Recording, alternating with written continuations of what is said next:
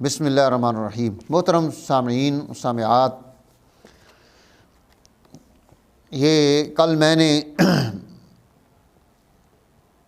جوارش تیار کی ہے، جوارش کمونی، ہم اسے القریش ہربل میں جوارش میدی کے نام سے اس کو یاد رکھتے ہیں، چونکہ یہ معدے کے لیے مفید ہے، پرانا قرابہ دینی نسخہ ہے اور یہ بڑی زبردست چیز ہے معدے کے لیے، اور گیس پیدا ہو جائے، پیٹ توند بڑھ جائے، نظام انہضام خراب ہو جائے، بھوک نہ لگتی ہو، کھٹے ڈکار آتے ہوں، ان تمام چیزوں میں اس کا استعمال جو ہے بہت مفید ہے، اور یہ بہت پرانا صدیوں سے چلا آ رہا ہے نسخہ۔ عموماً لوگ بناتے بھی ہیں، اتباع بھی بناتے ہیں، چونکہ اس میں غدر بوجھ زیادہ کر دیا گیا، جس کی وجہ سے نسخے کی افادیت جو ہے وہ کم ہو جاتی ہے۔ ہم یہاں جو القریش میں نسخہ بنا رہے ہیں اور جس ٹیکنیک سے بنا رہے ہیں، وہ مصروفیت کی وجہ سے وہ ٹیکنیک ساری میں ویڈیو میں نہیں لا سکا، پھر انشاءاللہ جس وقت بناؤں گا تو آپ حضرات کو بتاؤں گا۔ اس میں جو نسخہ استعمال ہوتا ہے وہ آپ سب سے پہلے نوٹ کریں، یعنی جو ہم نسخہ دے رہے ہیں یہ بہت مفید ہے، اور یہ ہم گزشتہ کوئی ہمارے دواخانے میں 30 سال سے تو ہم استعمال میں ہیں، اس سے پہلے ہمارے والد گرامی بھی اس کو استعمال کرتے تھے، تو یہ کوئی 50-60 سال سے تو ہم اس کو دیکھ رہے ہیں، اس کو اس طرح کہ یہ بنایا جا رہا ہے اور مریضوں کو استعمال کیا جا رہا ہے۔ ایک آپ نے خیال رکھنا ہے کہ چیزیں ساری پنساری سے جب آپ لیں تو ان تمام چیزوں کو آپ نے الگ الگ لینا ہے، شاپر الگ الگ ہوں، پھر گھر لا کر ان کو الگ الگ صاف کریں اور ان کو پیسیں صحیح طریقے سے، اور پیس کر الگ الگ پیس کر پھر ان کو مکس کریں، تو اس سے اس کے اندر جو گندگی ہے، کوئی مٹی ہے، کوئی ریت ہے، کوئی ذرات ہیں، وہ سارے آپ نکال سکیں گے۔ اس کا آپ نے خوب اہتمام کرنا ہے، پسوائیں کہیں سے نہیں، خود پیسیں انشاءاللہ۔ میں نے ساری چیزیں اسی طرح لائی ہیں، ایک ایک چیز صاف کی ہے، صاف کر کے پھر اس کو چھنی کے بعد جو ہے نا ان کو میں نے پھر پیسا ہے، پیس کر پھر اس کو ہم نے آگے پروسیس میں لگایا ہے، تو اس طرح سے اس چیز کی افادیت بہت بڑھ جاتی ہے۔ اس میں جو ہم نسخہ ڈالتے ہیں، چیزیں ڈالتے ہیں، دار چینی،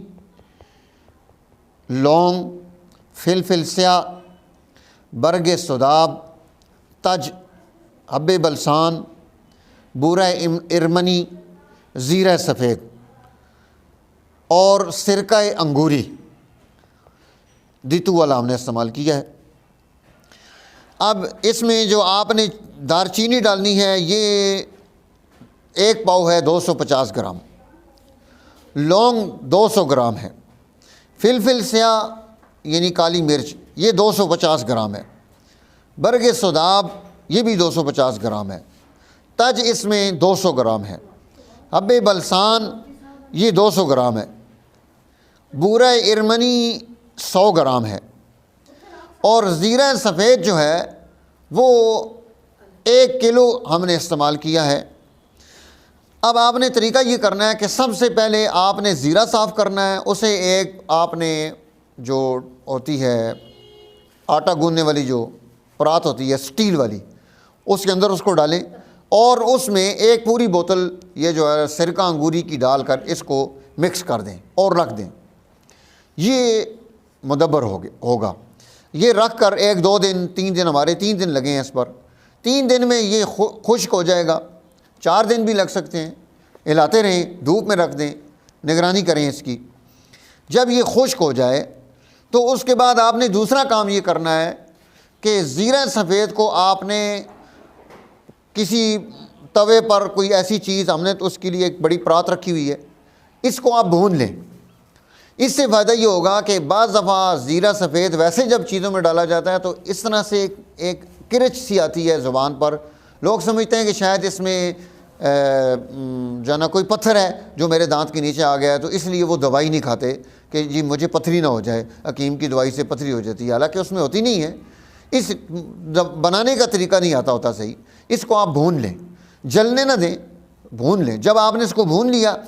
اب اس کے بعد آپ نے باقی چیزوں کو صاف کر کے سب کو پیس لینا ہے۔ پیس کر مکس کر لینا ہے۔ اس کا طریقہ کار یہ ہے کہ آپ اس میں جو ہے 5 کلو چینی لیں گے اور اس میں آپ تقریباً 4 کلو پانی ڈالیں گے، 4 لیٹر ڈال لیں پانی، اور اب آپ نے اس میں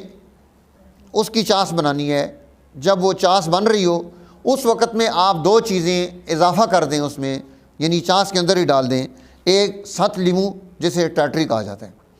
اور ایک ایس بھی آتی ہے جو حفاظت کے لیے استعمال ہوتی ہے، چیزوں کو پریزرٹیو ہے محفوظ کرنے کے لیے۔ یہ دونوں 50-50 گرام ڈالیں، آپ اسی وقت آپ اس میں ڈال دینا ہے، اور جب وہ چاس بن جائے اس کا طریقہ یہ ہے کہ آپ ایک چھوٹی سی کولی لیں اتنی سی، اور اس کے اندر چاس تھوڑی سی ڈالیں، ایک بڑے برتن میں پانی ڈال کے اس کے اوپر رکھ دیں، وہ فوراً ٹھنڈی ہو جائے گی، چونکہ آپ اسی وقت کام کر رہے ہیں۔ اس کے اوپر رکھیں، پانی اس کے اندر نہ جائے، پانی جائے گا تو پھر اس کو الی لگ جاتی ہے، اور جب وہ ٹھنڈی ہو جائے تو اس چاس کو چیک کریں کہ یہ بن گئی ہے یا نہیں بن گئی، ہاتھ کے ساتھ ایسے ایسے چپکتی ہے، پھر آپ وہ جو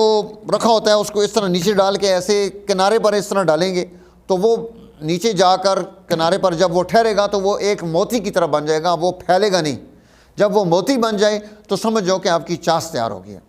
اب آپ نے یہ کرنا ہے کہ 2 کلو کے قریب گلوکوز آپ نے اس چاس میں ڈال کر اس کو بھی مکس کر لینا ہے۔ جب وہ مکس ہو گیا اب آپ اس چولہا بند کر دیں، اس چاس کو اتار کر نیچے رکھیں، جو آپ نے سامان تیار کیا ہے اس سامان کو آپ ایک چھنی لے کر اس میں تھوڑا تھوڑا ڈالتے جائیں اور اس کو چھانتے جائیں، اور دوسرا آدمی ساتھ ساتھ ہلاتا جائے۔ اس چاس کے اندر ساری دوائی کٹھی نہ ڈالیں، تقریباً آدھی دوائی ڈال دیں،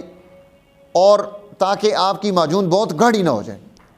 ہم نے اس میں کوئی شہد بھی کلو 1 ڈالا ہے ساتھ، آپ بھی ڈال سکتے ہیں اگر آپ کو اچھا لگے۔ تو اس طرح سے